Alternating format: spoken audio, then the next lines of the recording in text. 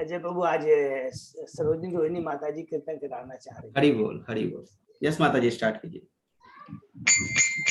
जय राधा माधव जय कुंज बिहारी, जय राधा माधव जय कुंज बिहारी, जय गोपी जन वल्लभ जय गिरिवरधारी, जय गिरिवरधारी, यशोदानंदन ब्रज जनरंजन, यशोदानंदन ब्रज जनरंजन, यमुना तीर वनचारी, जय राधा माधव जय कुंज बिहारी, हरे कृष्णा कृष्णा कृष्णा हरे हरे, हरे राम राम राम हरे हरे, हरे कृष्णा कृष्णा कृष्णा हरे हरे, हरे राम राम राम हरे हरे, हरे कृष्णा कृष्णा कृष्णा हरे हरे, हरे राम राम राम हरे हरे, गोविंद बोलो हरि गोपाल बोलो, गोविंद बोलो हरि गोपाल बोलो, राधा रमण हरि गोविंद बोलो, राधा रमण हरि गोविंद बोलो, जय राधा माधव राधे, जय राधा गोविंद राधे, जय राधा केशव राधे, जय राधा दामोदर राधे, जय राधा कुंज बिहारी राधे, जय जगन्नाथाय बलदेवा जय सुभद्रा, जय पंचत्वत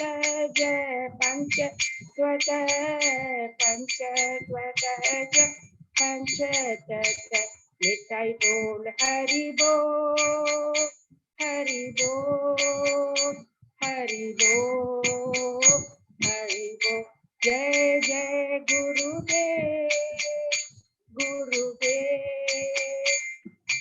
जय गुरुदेव, जय जय प्रभुपाद,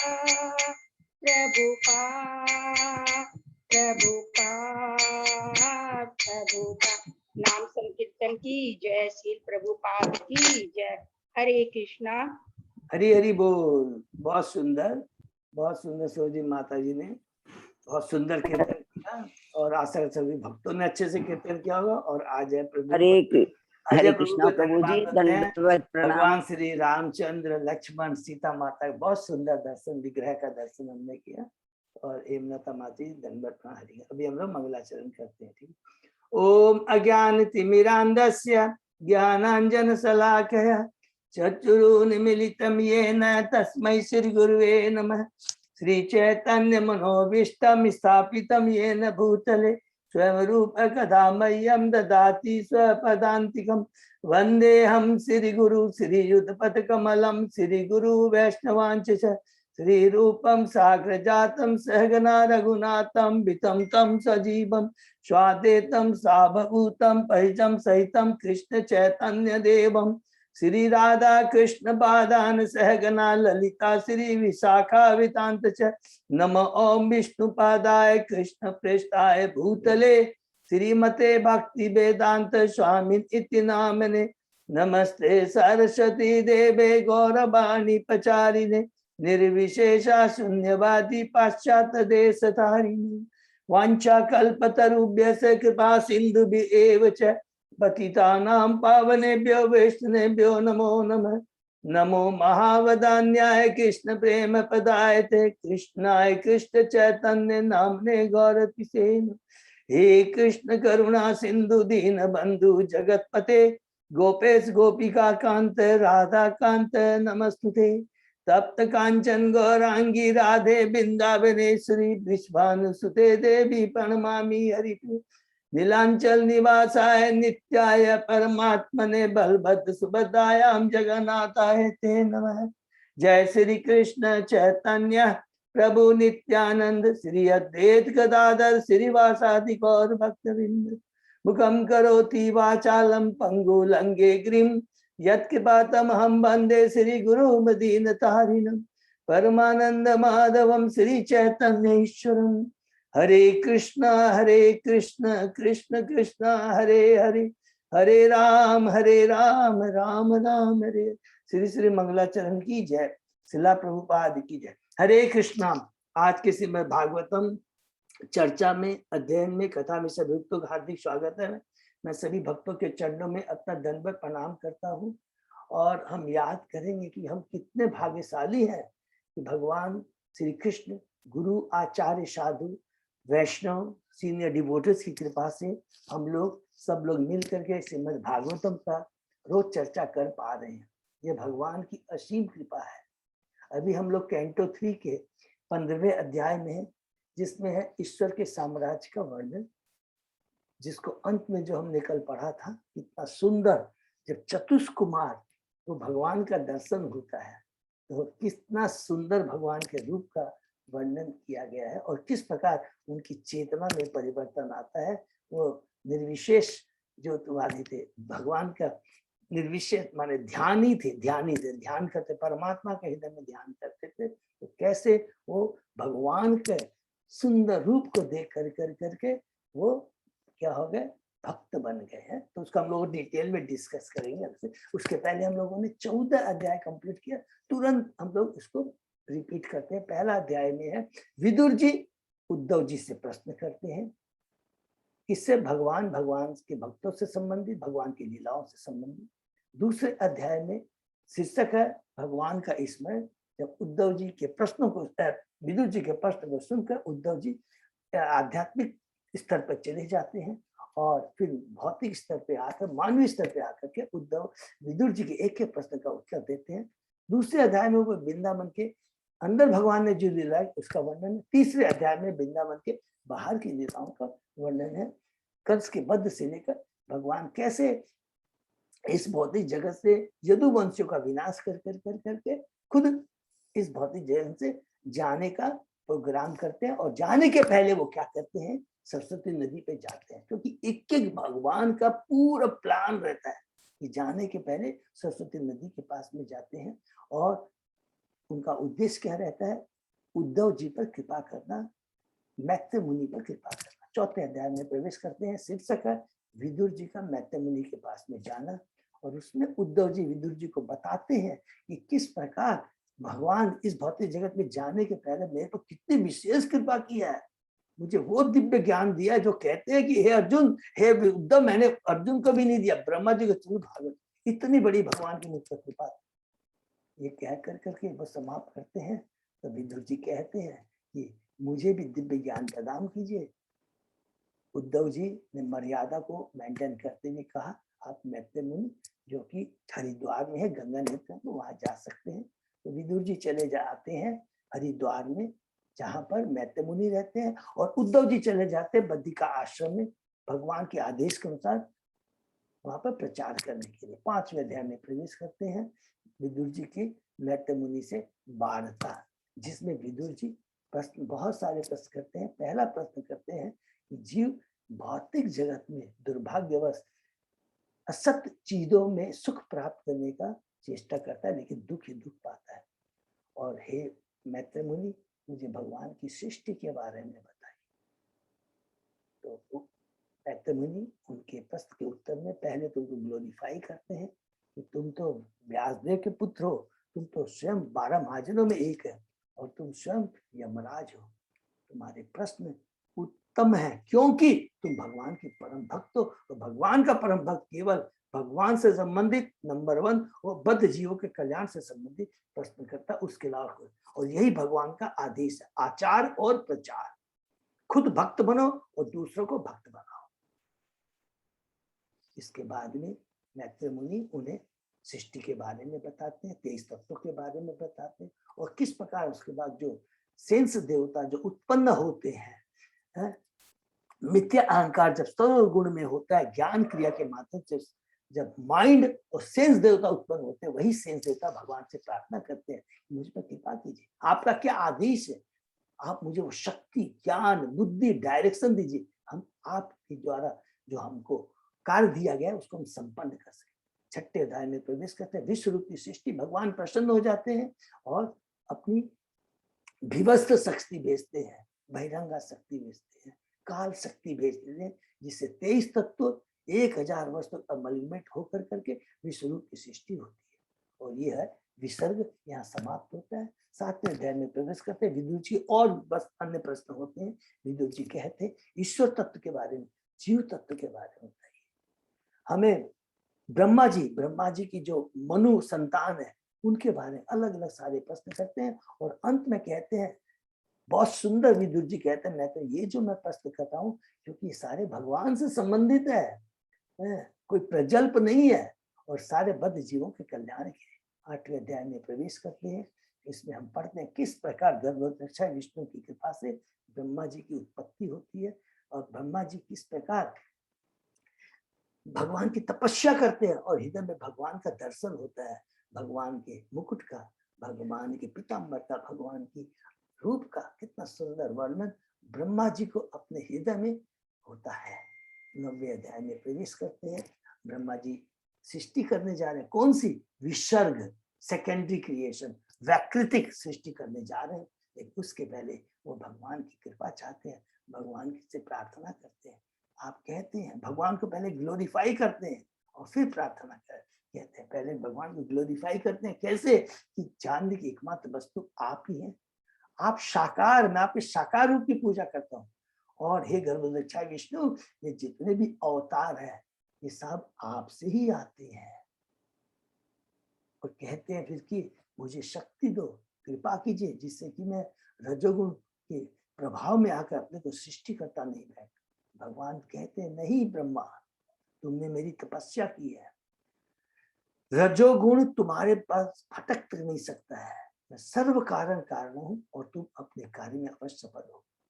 ये कहते हैं। हम 10वें अध्याय में प्रवेश करते हैं। सृष्टि के विभाग, जिसके अंदर में हमने पढ़ा कि ऑलरेडी जो कानोदक्षा विष्णु, महाविष्णु ने विराट रूप, विश्व रूप का सृष्टि कर दी है, उसके सारे लोकों को, भुवनों को का इंफ्रास्ट्रक्चर बना दिया है, सारे जीवों को जो स्थापित कर दिया ऑलरेडी, उनको ब्रह्मा जी उनके कर्म साथ किस प्रकार स्थापित करते हैं, ये मैन खाली ब्रह्मा जी का काम है। और किस प्रकार अलग तरह के पौधे, मनुष्य, पशु पक्षी, जानवर, देवता उत्पन्न हो। और ब्रह्मा जी की जो सृष्टि उसको वैकृतिक विसर्ग या वैकृतिक सृष्टि कहा गया। 11वें अध्याय में प्रवेश करते हैं, जिसमें परमाणु समय होता है उसका अलग अलग कितना छोटा छोटा सूक्ष्म से के विभाजन के बारे में बताया गया, युगों के बारे में बताया है, मनुओं के बारे में बताया गया। कल्प माने ब्रह्मा जी की एक दिन को एक कल्प बोलते हैं। ब्रह्मा जी के ऐसे एक महीने में 30 दिन होते हैं, सबका अलग अलग नाम है। प्रथम दिन को हमने पढ़ा ब्रह्म कल्प या श्वेत कल्प बोलते हैं, दूसरे कल्प को पद्म कल्प बोलते हैं। 91 जो दिन है 51, उसको हमने कहा बराह कल्प कहते हैं, जिसमें बराह का अवतार हुआ था। इस प्रकार हम लोग पढ़ते हैं और बाद में कहते हैं कि ब्रह्मा जी की जो आयु है, एक दिन 1000 चतुर्युग होता है, वो कुछ भी नहीं है भगवान की आयु के बराबर। एक निमेष माने 8/15, 1 सेकंड से भी कम है। 8 बाई 15 सेकंड, माने 1 सेकंड से भी कम है। और उसके बाद में हम लोग ने पढ़ा कि किस प्रकार माने पूरे ब्रह्मांड के बारे में कि वो कितना बड़ा है, साइज का है 4 अरब माने डाया है, उसकी व्यास है, उसके बारे में हमने पढ़ा।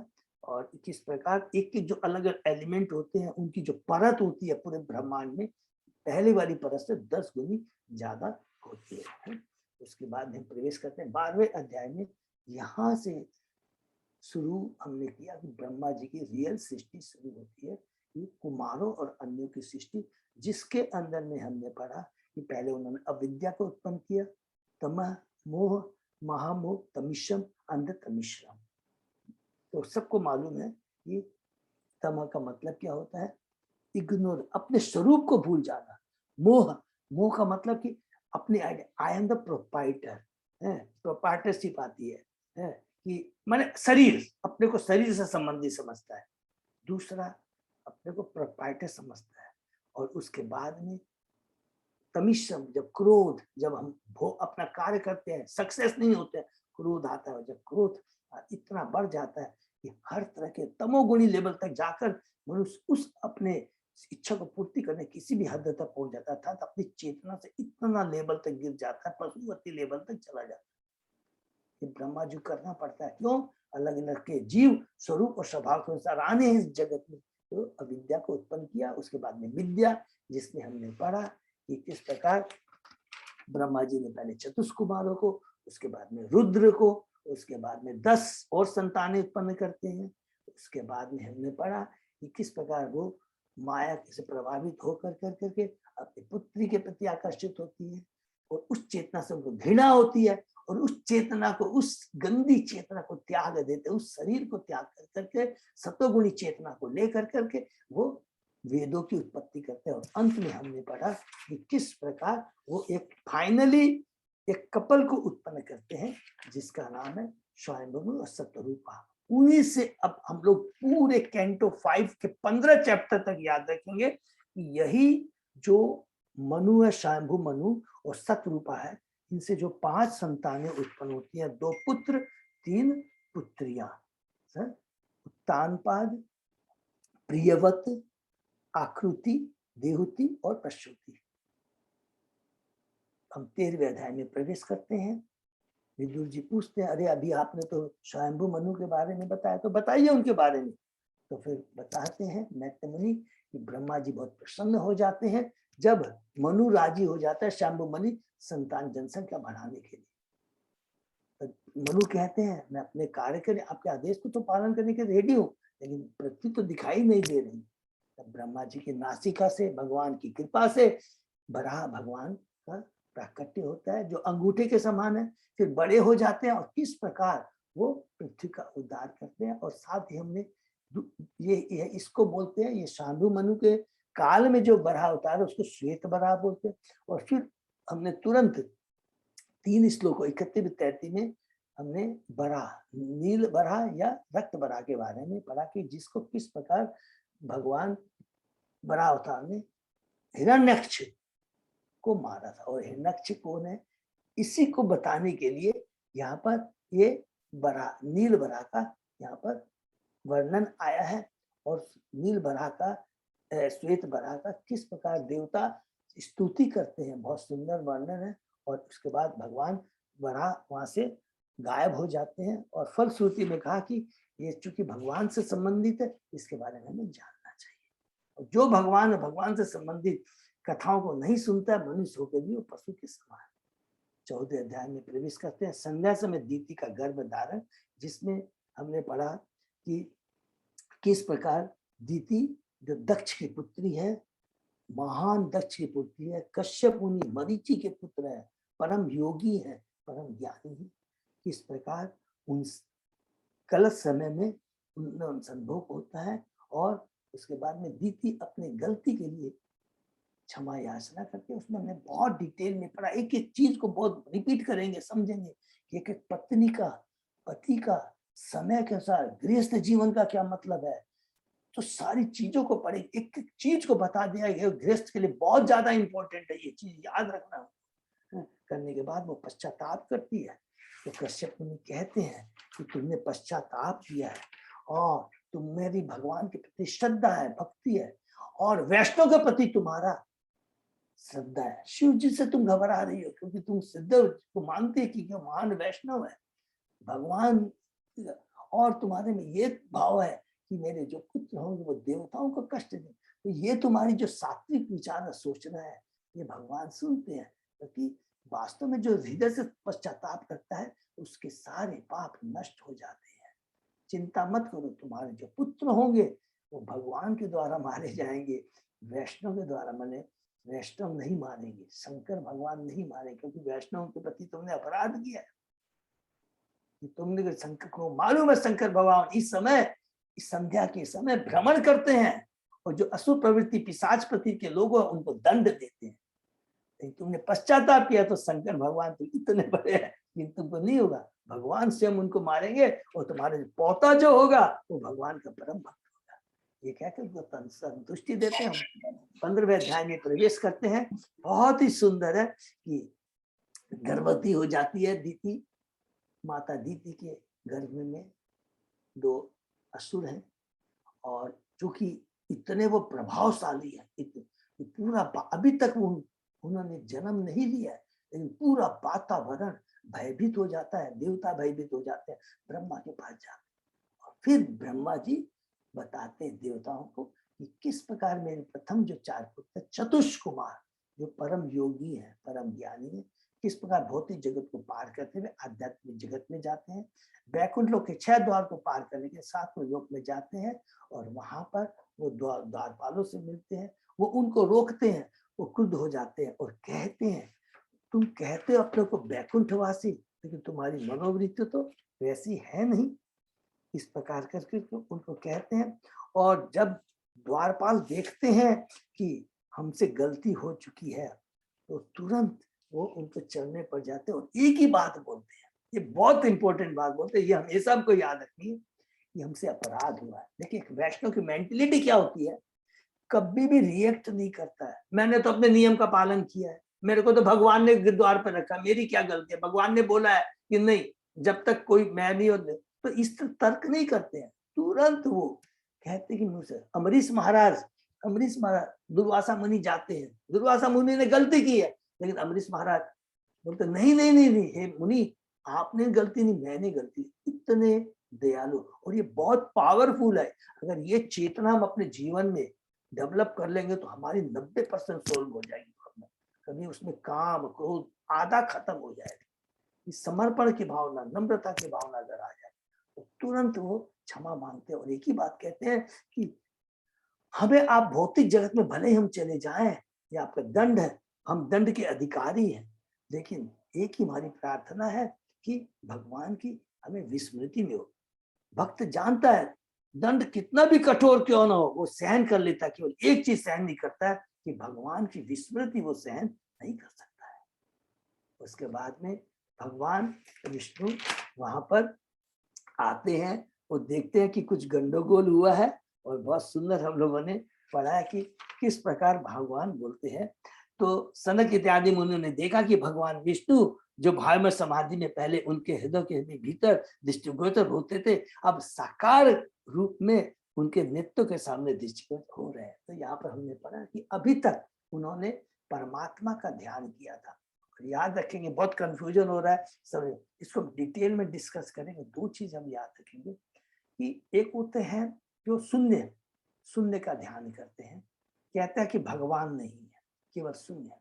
और एक हमने पढ़ा था कैंटो 2 के, याद है ना, हम लोग ने भक्ति के बाद में फिर हम लोग ने कि विष्णु के बारे में पढ़ा था, 8 इंच के होते हैं, तो जो लोग होते हैं कि सब लोग तो परम भक्त होते नहीं है, तो कोई अलग अलग हमने प्रोसेस पढ़ा था, क्रम मुक्ति के बारे में पढ़ा था, ध्यान की विधि के बाद पढ़ा। जो परमात्मा का ध्यान करते हैं वो परमात्मा का ध्यान करते हैं, तो क्या अभी साकार रूप का नहीं, हृदय में परमात्मा का ध्यान करते हैं, नंबर 1 है।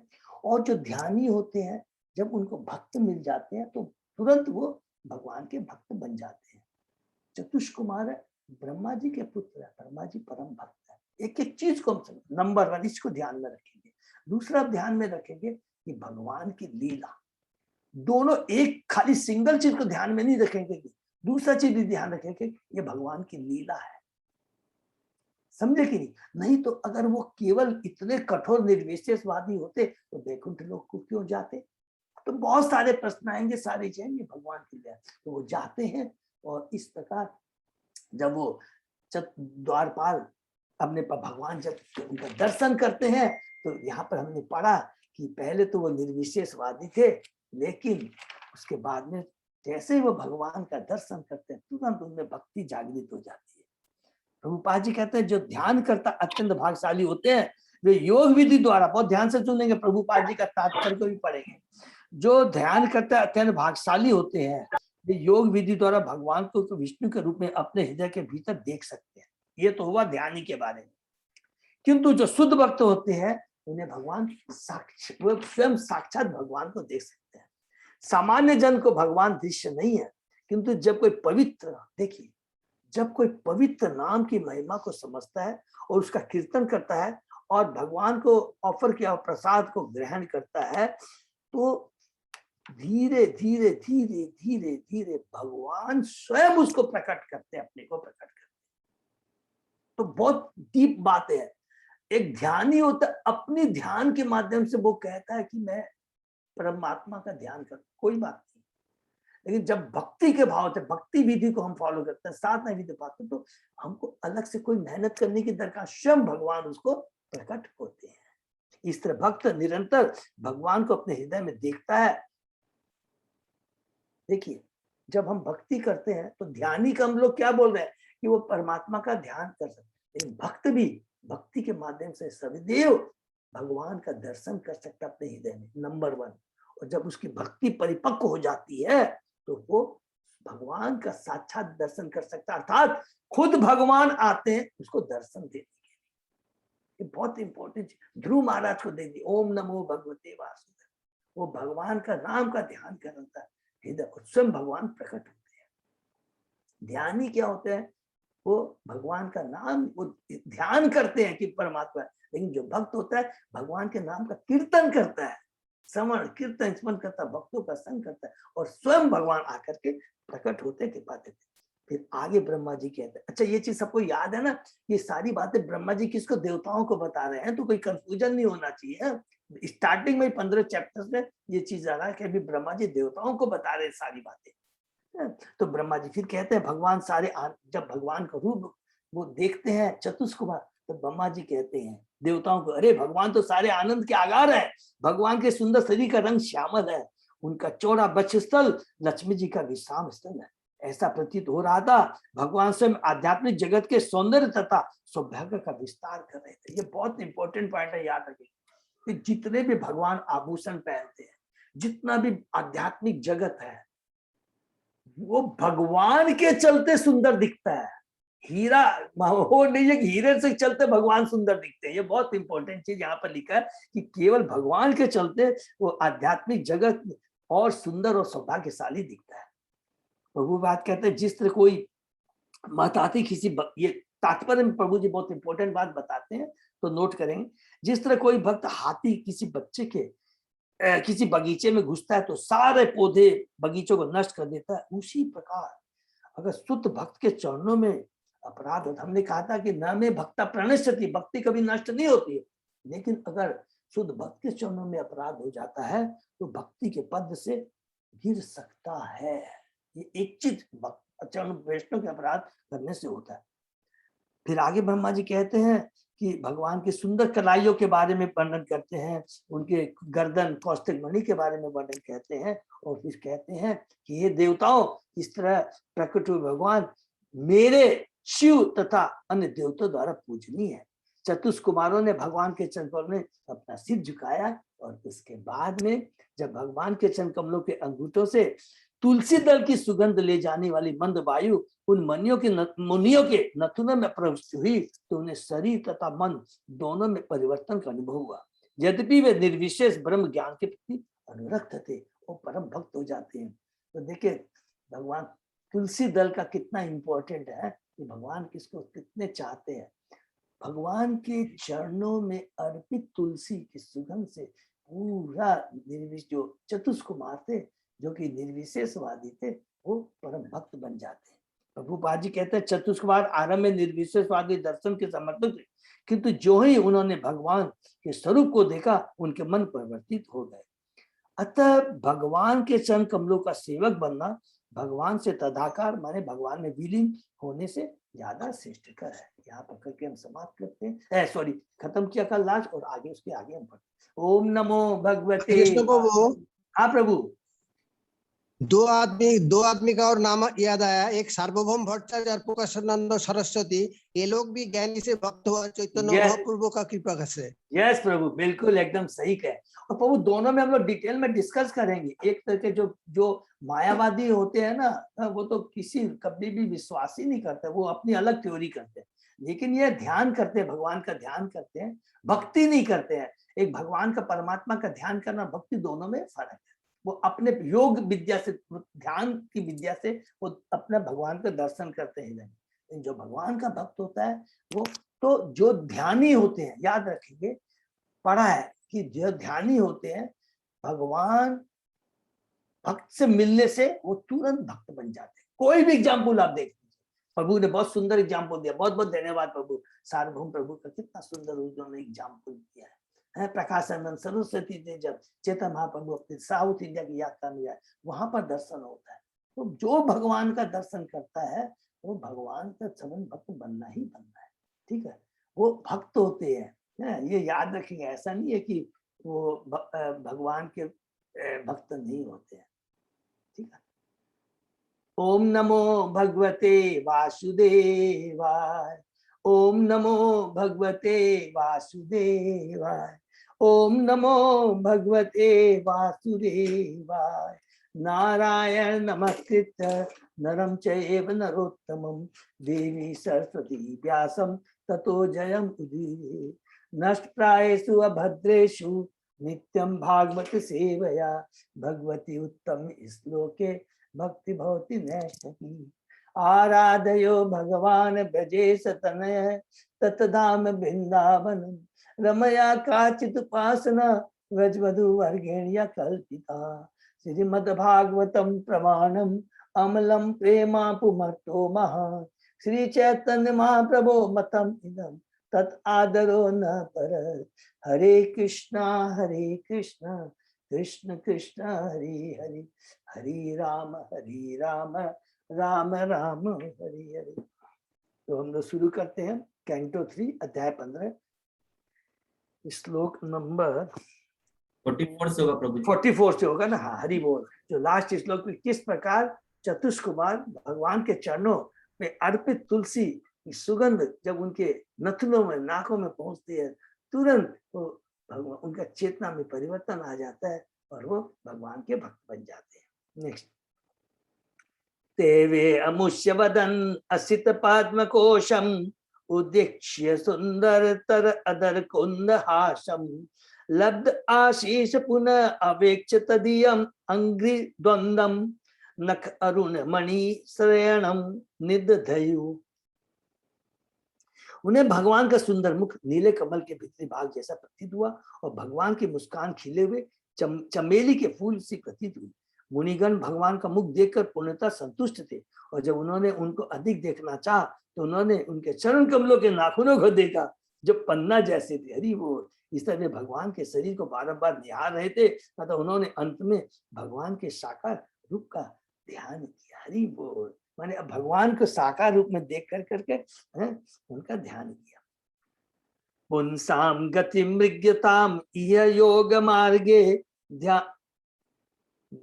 ध्यान आपसदम आस्पदम बहुमतम नयन अभिरामम पोषणम बपुदर्शयानम अनन्य सिद्धे औत्पत्ति के सबृगणम युतम अष्टभोगे। यही भगवान का वह रूप है जिसका ध्यान योग विधि के अनुयायी करते हैं और ध्यान में यह योगियों को मनोहर लगता है। यह काल्पनिक नहीं अपितु वास्तविक है, जैसा कि महान योगियों ने सिद्ध किया है। भगवान 8 प्रकार की सिद्धियों से पूर्ण है किंतु अन्य के लिए पूर्ण रूप में संभव नहीं है। हरि बोल। तो जो ध्यानी होते हैं, देखिए लिखा है क्लियर, यहाँ पर लिखा है, वो ध्यान ही है, वो परमात्मा का, भगवान का ध्यान हृदय में करते हैं। हमने पढ़ा ध्यान, ज्ञान योग, ध्यान योग, भक्ति योग, गीता में बहुत डिटेल में पढ़ा है। और यहाँ पर पूरा क्लियर कंसेप्ट समझ में आ जाएगा कि व्हाट इज योग, व्हाट इज भक्ति, एक एक चीज का पूरा अच्छे से हम लोग यहाँ पर समझ सकते हैं। यहाँ पर योग विधि की सफलता का अति सुंदर ढंग से वर्णन हुआ है। यह विशेष उल्लेख है कि चतुर्भुजी नारायण के रूप में भगवान का रूप योग मार्ग के अनुयायियों के लिए ध्यान का लक्ष्य है। और हमने कैंटो 2 में भी पढ़ा था कि ध्यान विधि में क्या है, जो ध्यान करते हैं परमात्मा का, भगवान चतुर्भुज रूप होते हैं और उनका आकार 8 इंची होता है। सबको याद है ना, सेम चीज यहाँ पर बता रहे हैं कि जो ध्यान करता है हृदय में चतुर्भुज भगवान जो चतुर्भुज रूप में, उसका ध्यान करते हैं।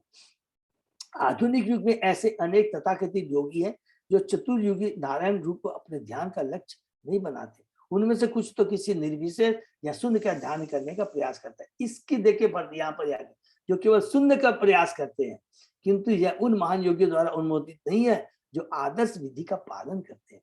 असली योग मार्ग विधि तो इंद्रियों को वश में करना, एकांत तथा पवित्र स्थान में बैठना और नारायण के उस चतुर्भुजी रूप का ध्यान करना है जो इस ध्यान में वर्णित विधि से अलंकृत रहता है और जिस रूप में वे चारों मुनियों के समक्ष प्रकट हुए थे।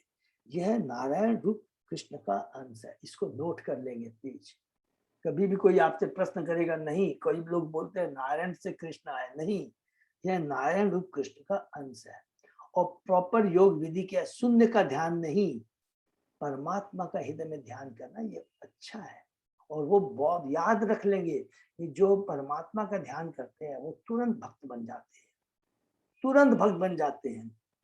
और जब वो नहीं भक्त बनते आते हैं तो वो फिर माने इस जन्म में, जो अगले में 100% वो भक्त बनते ही बनते हैं। अतः कृष्ण भावनामृत आंदोलन जो अब विस्तार कर रहा है योगाभ्यास की असली सर्वोच्च विधि है। हरि बोल। अर्थात असली योग क्या है, हरिनाम, कृष्ण भावना भावित होना। कृष्ण भावना ही तो 100% भक्ति में योगियों द्वारा सर्वोच्च योग की संबद्ध है।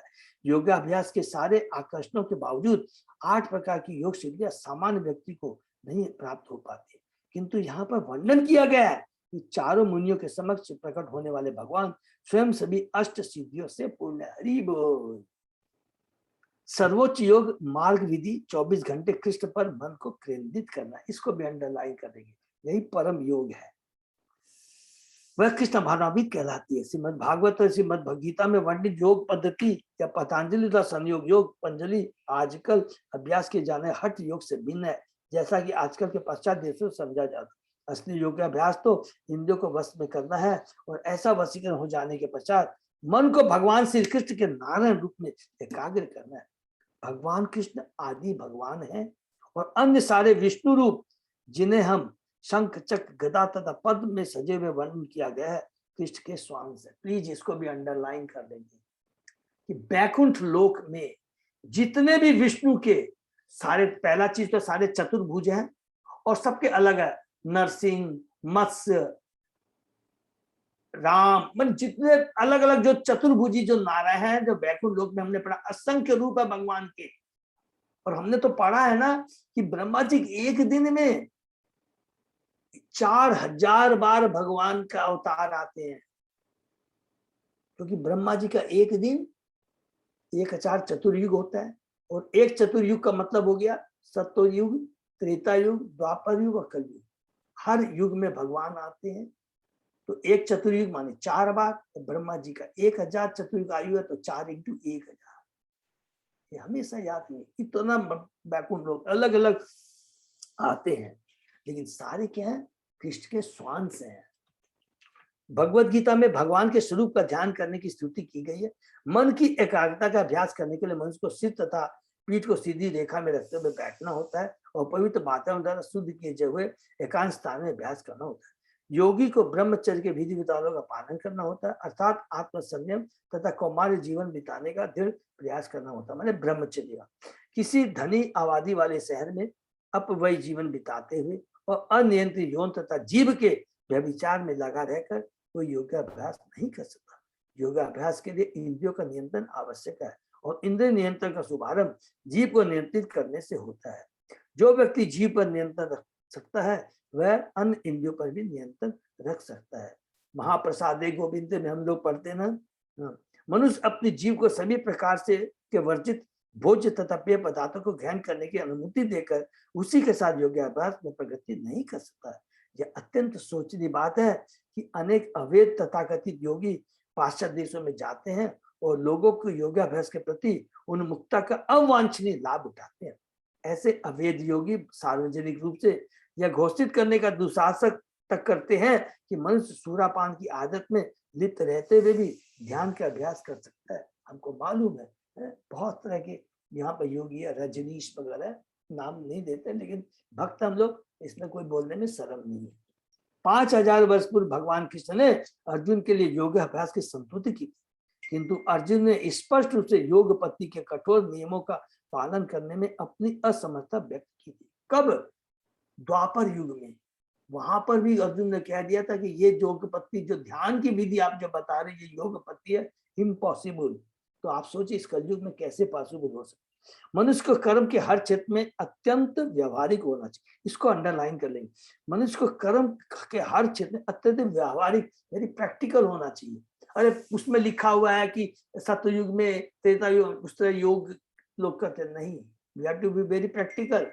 कलयुग में ये चीज पॉसिबल नहीं है, और उसे योग के नाम पर व्यर्थ के योगासनों का अभ्यास करने में अपना बहुमूल्य समय नहीं गंवाना चाहिए, क्योंकि इस कलयुग में आयु कम है, वातावरण फेवरेबल नहीं।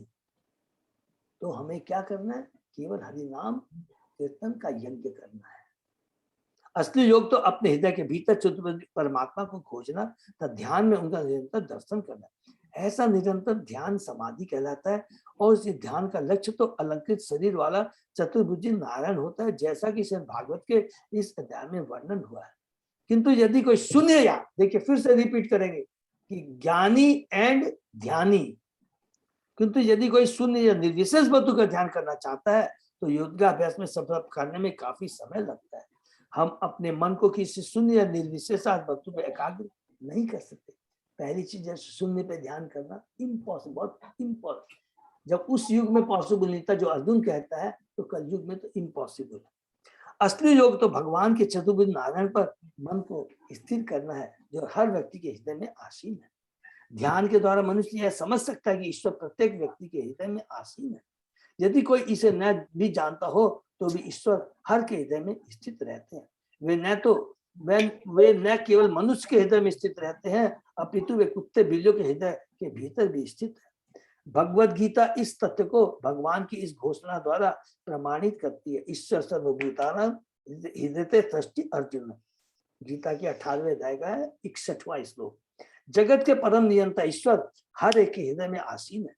वे न केवल हर एक के हृदय में रहते हैं, अपितु वे परमाणु तक के भीतर उपस्थित है। ईश्वर की उपस्थिति से कोई भी स्थान शून्य या रहित नहीं है।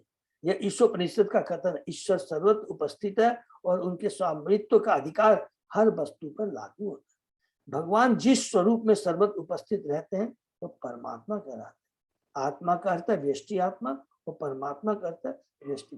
पूरा गीता के बारे में जो हमने पढ़ा है, ध्यान की विधि में आत्मा के बारे में, परमात्मा के बारे में पूरा यहाँ पर प्रभुपाद जी अपने परपोर्ट में बता रहे हैं। आत्मा तथा परमात्मा दोनों ही व्यष्टि पुरुष है। आत्मा तथा परमात्मा यही अंतर कि आत्मा किसी विशेष शरीर में ही उपस्थित रहता है, जबकि परमात्मा सर्वत्र उपस्थित रहता है। आत्मा तथा परमात्मा दोनों ही व्यष्टि पुरुष। ममे वांसे जीव लोके जीव, पूरा उनका अपना अपना आइडेंटिटी रहता है। जीव की अपनी सेपरेट आइडेंटिटी रहती है, वो कभी भी भगवान में मर्ज नहीं होता है, नहीं होता है, नहीं होता है, जैसा कि निर्विशेष मायावादी बोलते हैं। इस संदर्भ में सूर्य का दृष्टांत अति उत्तम है। कोई व्यक्ति किसी एक स्थान पर स्थित रहता है, किंतु सूर्य इसी प्रकार की व्यष्टि सत्ता होते हुए भी हर व्यक्ति के सिर के ऊपर स्थित रहता है। इसकी व्याख्या भगवद गीता में की गई है। इसे यद्यपि सारे जीवों के, जिनमें भगवान भी सम्मिलित है, गुण समान है, तो भी परमात्मा अपने विस्तार करने की मात्रा युक्त शक्ति के कारण व्यष्टि आत्मा से भिन्न है। गुण में समान है किंतु क्वांटिटी में अलग है, क्योंकि जीव केवल अपने आत्मा के अपने बारे में जानता है, लेकिन परमात्मा सभी आत्माओं के बारे में जानता है। भगवान या परमात्मा अपना विस्तार लाखों रूप में कर सकते हैं, किंतु वृष्टि आत्मा ऐसा नहीं कर सकता। तो आत्मा परमात्मा का अंतर बता रहे। हर एक के हृदय में स्थित होने से परमात्मा हर एक के कार्यों का अवलोकन कर सकता है, चाहे वह भूत, वर्तमान अथवा भविष्य हो। उपनिषदों में परमात्मा को वृष्टि आत्मा के साथ मित्र तथा साक्षी रूप में आसीन बताया गया। मित्र रूप में भगवान अपने मित्र वृष्टि आत्मा को पा लेने तथा उसे भगवत धाम वापस जाने के लिए उत्सुक रहते हैं। साक्षी के रूप में वे सारे वरों के प्रदाता हैं और प्रत्येक वृष्टि आत्मा को उसके कर्मों का फल देते हैं।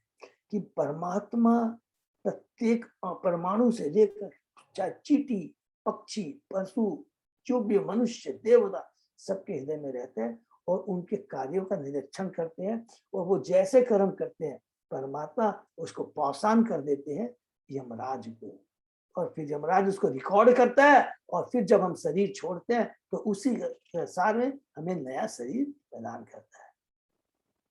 परमात्मा हर दृष्टि आत्मा को वे सारी सुविधाएं प्रदान करता है जिन्हें इस भौतिक जगत में वह भोगना चाहता है। इसको भी याद कर लेंगे। देखिए कितना इंपॉर्टेंट है कि एक ही चीज हम पढ़ रहे हैं लेकिन बहुत जरूरी है। हम बद्धजीव, हम भूल जाते हैं। कितनी बड़ी बात कहते हैं कि परमात्मा जब भौतिक जगत में जीव आता है उसको सारी सुविधाएं प्रदान करते हैं।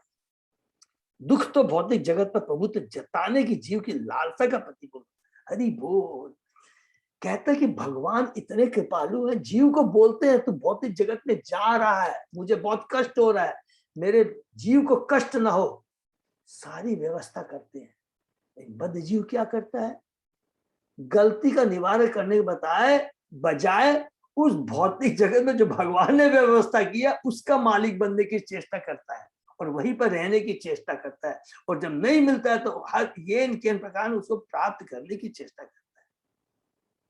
जबकि उसका उद्देश्य क्या है कि तुम भौतिक जगत में आए हो, गलती की हो, तुमको जितनी मिनिमम रिक्वायरमेंट है वो अपने लिए करो और बाकी सारी चीजें भगवान की तुष्टि के लिए, भगवान की सेवा में लगाना है।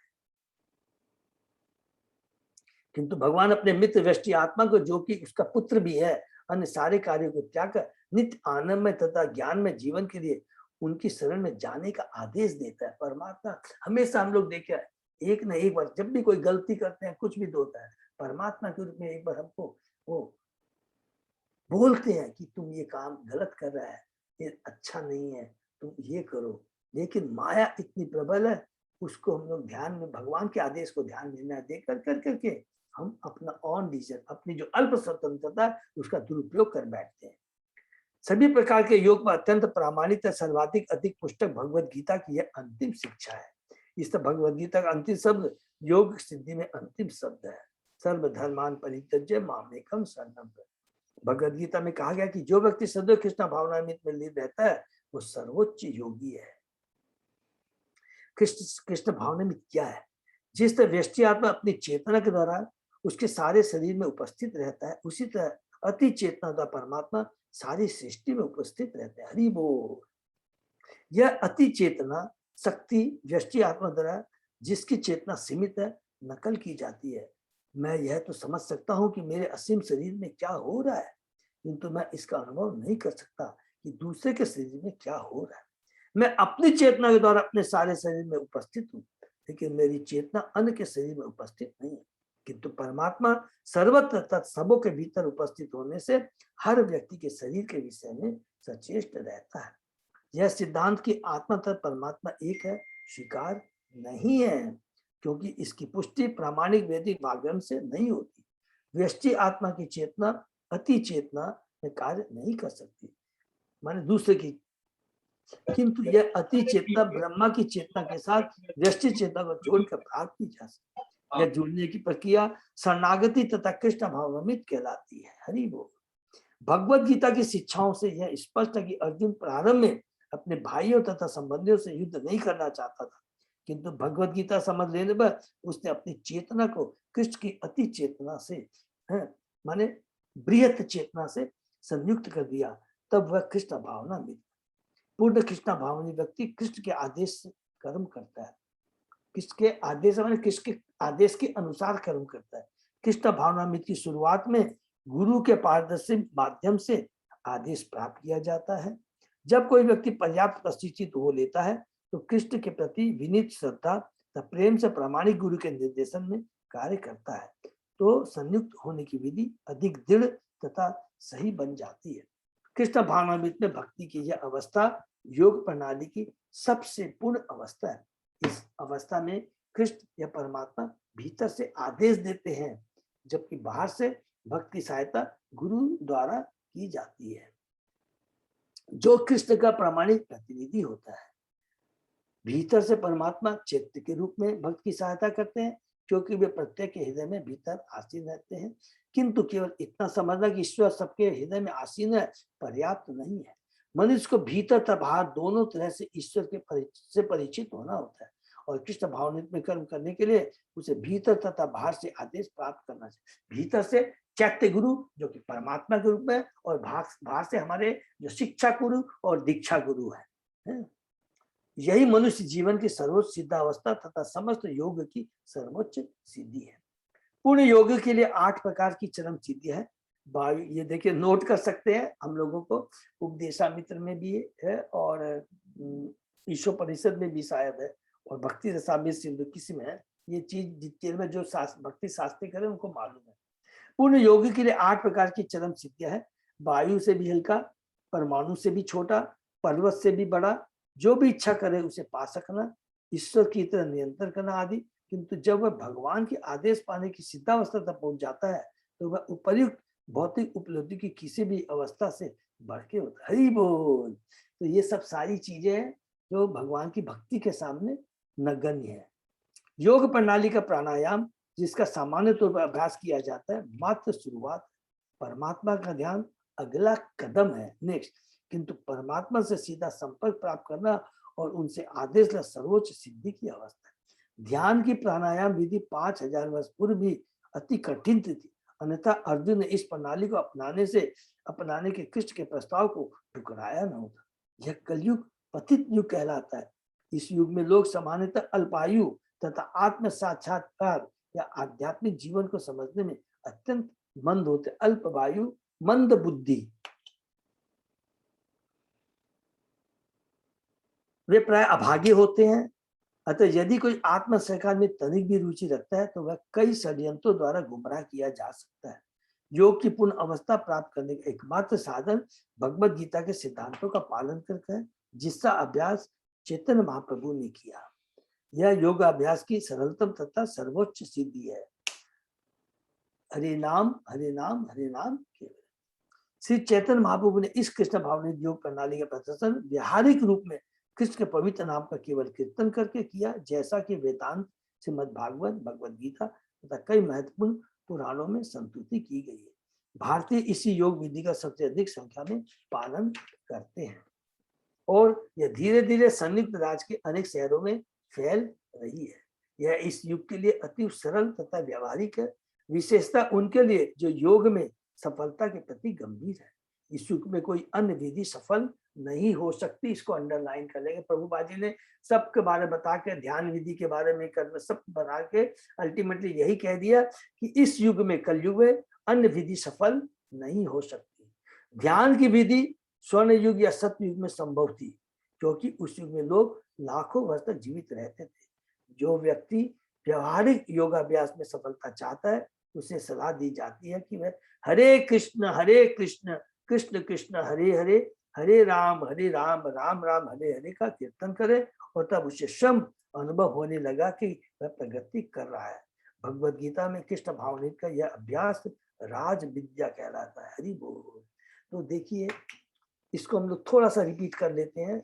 प्रभुपाद, ये विधि इतनी सरल है, जिसके माध्यम से जैसे जैसे हम करते जाते हैं, हम हृदय में भगवान का अनुभव करना शुरू कर देते हैं। फिर हमने थोड़ी देर पहले क्या पढ़ा प्रभुपाद के तात्पर्य, और जब हम भक्ति में और परिपक्व हो जाते हैं, तो स्वयं भगवान साक्षात रूप से हमारे सामने प्रकट हो जाते हैं, जो कि ध्यान विधि से नहीं है, जो कि पहली चीज तो पॉसिबल ही नहीं है। हम रियलाइज कर सकते हैं भगवान का नाम इतना पावरफुल है, उनका श्रवण कीर्तन स्मरण करने से जब भक्ति धीरे धीरे बड़ी प्रगाढ़ हो जाती है, तो स्वयं भगवान हमको अपना दर्शन देते हैं। जिन्होंने भक्ति योग की इस सर्वाधिक उदात्त विधि को अपनाया है, वो जो कृष्ण के दिव्य प्रेम में भक्ति का अभ्यास करते हैं वे इसकी सुखमय तथा सरल प्रसन्नता को प्रमाणित कर सकते। सनक, सनातन, सनंदन तथा सनत कुमार नामक चारों मुनि भी भगवान के स्वरूप उनके चरण कमलों की धूल की दिव्य सुगंध के प्रति आकृष्ट हो गए, जैसा कि श्लोक 43 में बतलाया गया है। ये बहुत इंपॉर्टेंट। योग के लिए इंद्रियों का नियंत्रण आवश्यक है तथा भक्ति योग या कृष्ण भावनिक इंद्रियों को शुद्ध करने की विधि, इसको भी प्लीज अंडरलाइन कर लेंगे कि क्लियर बोल दिए कि चेतना को प्योरिफिकेशन की दरकार है, इंद्रियों को बस में करने की दरकार है, इंद्रियों को शुद्ध करना है, कुछ नहीं करना है इसके लिए, कोई योग विधि ध्यान विधि कुछ नहीं करना, केवल भगवान के नाम का आश्रय लेना है, भगवान के नाम का गुण रूप लीलाओं का श्रवण कीर्तन स्मरण करना। इससे सारी इंद्रियां शुद्ध हो जाएंगी, पवित्र हो जाएगी, कृष्णमय हो जाएगी, हृदय में भगवान का दर्शन करेंगे और स्वयं साक्षात्कार भगवान हमें अपना दर्शन कराएंगे। जब इंद्रिया शुद्ध हो जाती है तो वे स्वतः नियंत्रित हो जाती है और इंद्रिया बस में भी हो जाती है। कृत्रिम साधनों से इंद्रियों के कार्यों को नहीं रोका जा सकता है, किंतु यदि इंद्रियों को भगवान की सेवा में लगातार शुद्ध कर ले तो इंद्रिया न केवल रद्दी कार्य से नियंत्रित की जाती है अपितु उन्हें भगवान की दिव्य सेवा में लगाया जा सकता है, जैसा कि चारों मुनियों सनक, सनातन, सनत कुमार, सनंदन तथा सनत कुमार ने कामना की। इसलिए कृष्ण भावनामित चिंतनशील मन द्वारा बनाई गई धारणा नहीं है। इस विधि का आदेश भगवत गीता में हुआ है, मन मना भव मद भक्तो मद्याजी माम नमस्कार। कितना डिटेल में देखिए प्रभुपाद जी ने इस श्लोक के तात्पर्य में कितना सुंदर बताया है कि योग विधि को लेकर के किसी को भी अब कंफ्यूजन नहीं होना चाहिए है कि जो रियली योग क्या है, शून्य का ध्यान करना पॉसिबल नहीं है, परमात्मा का ध्यान करना मतलब ध्यान की विधि पॉसिबल नहीं है, जिसमें हमको बहुत मेहनत करनी पड़ती है। लेकिन जो असली ध्यान योग है वो केवल हरिनाम का जप कर करके भक्तों के संग में रह कर करके भगवान के रूप गुण नाम का श्रवण कीर्तन कर करके वो हम चरम से वो अपना परम लक्ष्य प्राप्त करते हैं। परम लक्ष्य क्या है? भगवान का दर्शन कर सकते हैं और अपने को भगवान की सेवा में नियुक्त कर सकते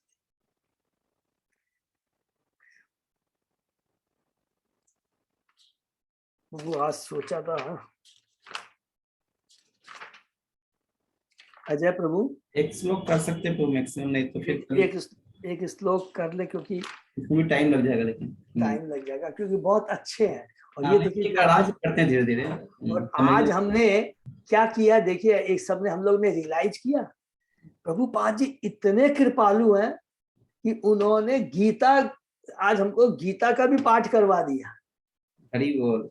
पूरा कोई भी कह सकता है, बताइए पूरी हमने ज्ञान पूरा गीता का पूरा निचोड़ प्रभुपाद जी ने एक श्लोक में दे दिया। जहां ध्यान की बात आती है देखिए प्रभुपाद इतने के बाद तुरंत उन्होंने बता दिया। और हमको कभी भी कंफ्यूजन नहीं होना। कंफ्यूजन ये सिंपल ये चीज है, योग के बारे में ज्ञानी क्या होते हैं सिंपल, क्योंकि कल कार्तिक नाथ कृष्णदास प्रभु ने बताया था, सब लोग एक याद रखें, ज्ञानी ध्यानी जो भी होते हैं उनमें अपना स्वार्थ होता है और उनमें रहता है कि मैं ये कर रहा हूं। लेकिन जो भगवान का कृष्ण भक्त होता है केवल हरि नाम का आश्रय लेने से ही क्या होता है, सबसे बड़ा जो गुण जो हरि नाम में है वो क्या है, पूरी हमारी जो चेतना है उसको निर्मल बना देता है। चेतना निर्मल का मतलब होता है कि उसमें कोई भी तरह का कि जो रजोगुण का जो प्रभाव है, और रजोगुण से ही सारा चीज आता है, उसको नष्ट कर देता है।